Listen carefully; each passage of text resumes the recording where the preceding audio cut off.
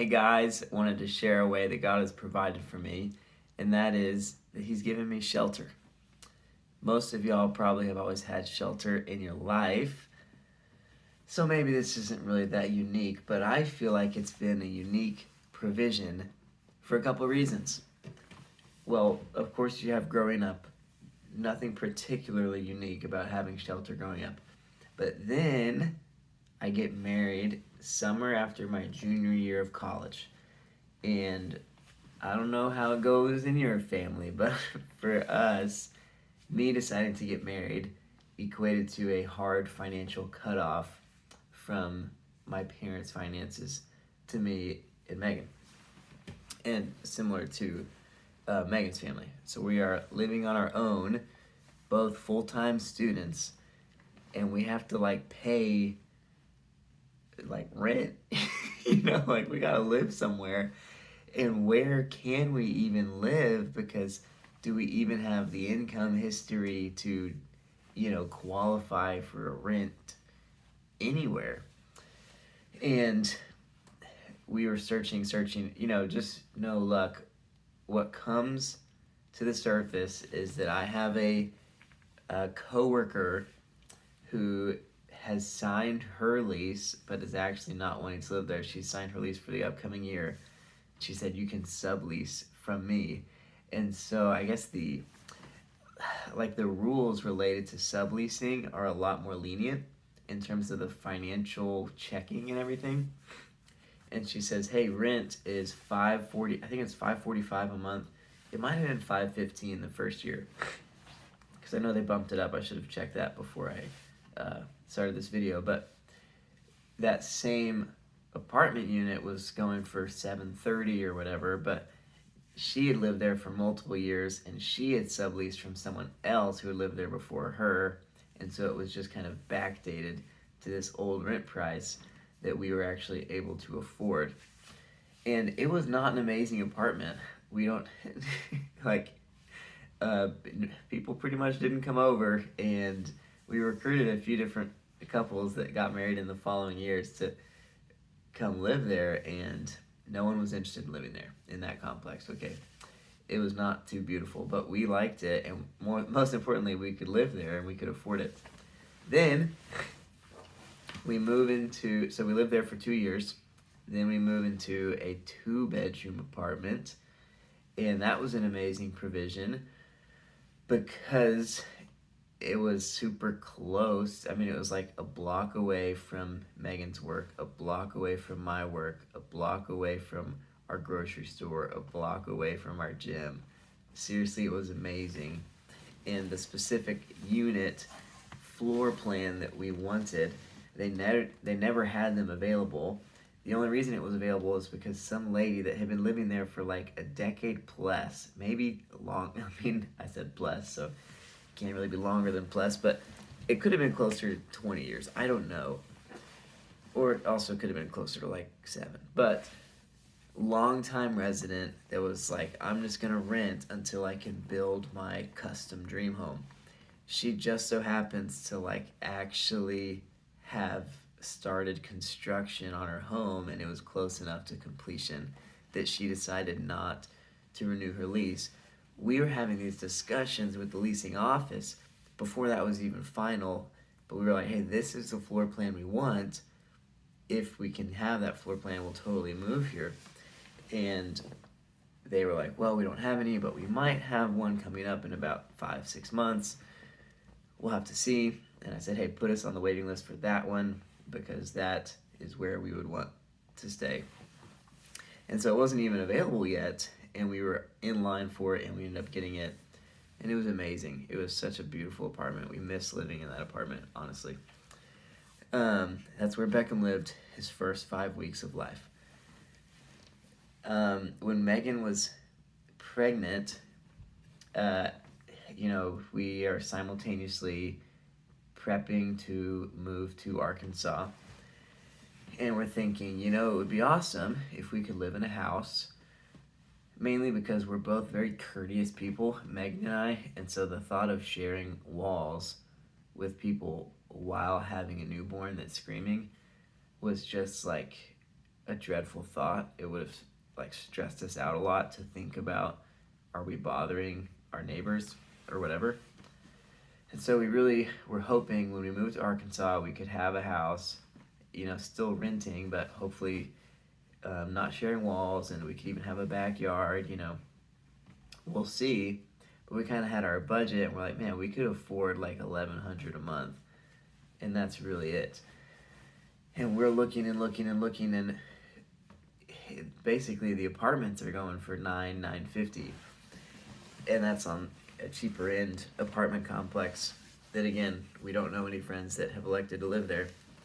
And then you had some duplexes that even those were going for $1150, $12 for the most part, and they were not that cute, and they were in an area that was incredibly congested and just over colleged, and so traffic was like 30 minutes to go 2 miles type of thing, if you're trying to drive during the rush hours of campus. And so that just wasn't going to work super great for us. And so I'm checking Zillow every day for multiple months, looking for somewhere that we can, try to reach out to, try to secure this lease. We're still living in Texas, obviously. We can't really just come up here, especially as Megan's in late stage, third trimester pregnancy. We're not about to do a 9-hour car ride in that setting. So we're just like Googling, and we're trying to figure out the area from Texas. And anyways, here's what happens, guys. Again, I've checked every day, multiple months. Nothing in our price range, nothing, even remotely close to campus. And we wanted to be kind of close to campus because I was serving as a college pastor. And so if we live 30 minutes away, it's just going to be hard to gather people that are college students for just a random hangout type of thing, because even 12 or 15 minutes away is really far compared to when everyone lives on campus.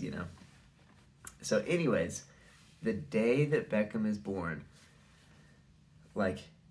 Megan gives birth, later that day I check Zillow, and this house that I'm chilling in right now shows up, and it is priced at $1,100 a month.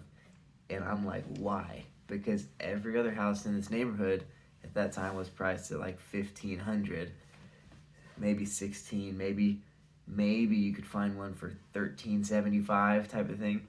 I'm like, why is he pricing this so low?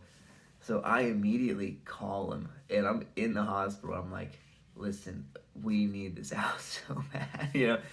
Beckham's born in June. We're moving in July. We still have no clue where we're going to live. And anyways, I call him, and he's like, well, no promises. Turns out he priced it low so that he can have his picking at who he wants to have be his renter. So literally, I send an application. I'm email following up, whatever, the next day. And he tells me that I think he received something like 90 to 95 applications in 24 hours, or maybe even less than 24 hours. And so we're thinking, what are the odds that we are the most stable applicant, given that I'm raising support, working in ministry for a church that doesn't exist, and Megan doesn't know what she's going to do, and she's not even positive if she wants to work. How in the world could that be your best applicant? And I don't think we really were, except that the favor of God is on our life. Okay, God went before us. He softened this guy's heart. He just made a way. And so Chuck picks us. Thank you, Chuck. If there's any way that Chuck is watching this, he's been an amazing. He manages it himself. Kind of a retired landlord guy. Several properties in town. Chuck Larson, man. So, and this is our third year living here, or maybe this is year 4. I guess this is it year 4. I have no clue. Let's just get that straight. It's year 4. Yeah, because Beckham is 3 now, and he was 0 when we moved here. So there you go. This July will be 4 years that we've lived here, and he has increased our rent but not faster than we've been able to afford it. And so it's been a huge blessing, and really at every stage of our life so far, God has made a way, not just for there to be shelter, but a unique way when it seemed difficult or unlikely, or we don't know how this is going to work. Whether it was our finances or the conditions that we needed to meet, God uniquely opened doors for us to live in places that were perfect for us at every time when we needed it. So thank you, Lord, for your provision. We've loved living here so much. It's been amazing. And we love living in Riverstone, and we love living in Sonoma.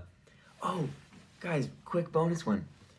Megan, so we get married junior year.